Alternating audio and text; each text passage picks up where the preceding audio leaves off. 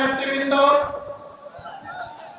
অন্যান্য কেন্দ্রীয় এবং আঞ্চলিক নেতৃবৃন্দ, স্থানীয় নেতৃবৃন্দ, বীর চট্টলাবাসী, সাংবাদিক বন্ধুগণ, শুকরিয়া আদায় করছে পেশিবাদ বিদায় নেওয়ার পর মুক্ত জমিনে, মুক্ত আকাশের নিচে আল্লাহ তাআলা এই ধরনের একটি সমাবেশ করার তৌফিক দান করেছেন। আলহামদুলিল্লাহ।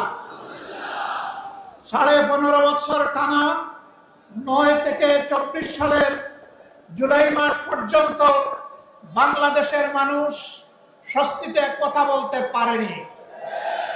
বাংলাদেশের মানুষের জীবনের কোনো নিরাপত্তা ছিল না।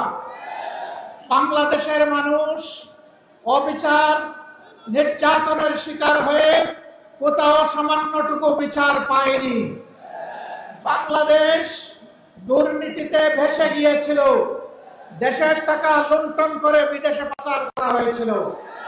1 নয়, 2 নয়, 28 লক্ষ কোটি টাকা।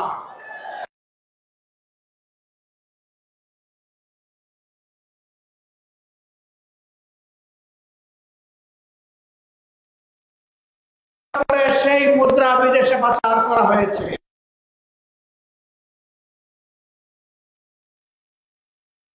করেছিল তাদের নিজেদের, আর তারা রাস্তাঘাট এবং দালান তৈরি করেছিল রোডের বদলে বাঁশ দিয়ে।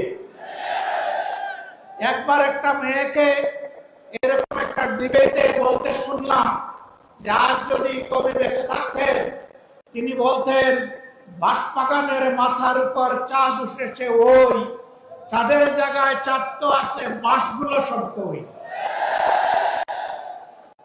সব বাঁশ উদা হয়ে গিয়েছিল। সম্মানিত দেশবাসী, আমাদেরকে উন্নয়নের গল্প শোনাতো, বলতো বাংলাদেশ এখন সিঙ্গাপুর, বাংলাদেশ এখন কানাডা। হ্যাঁ, বাংলাদেশ কানাডা হয়েছে তাদের জন্য।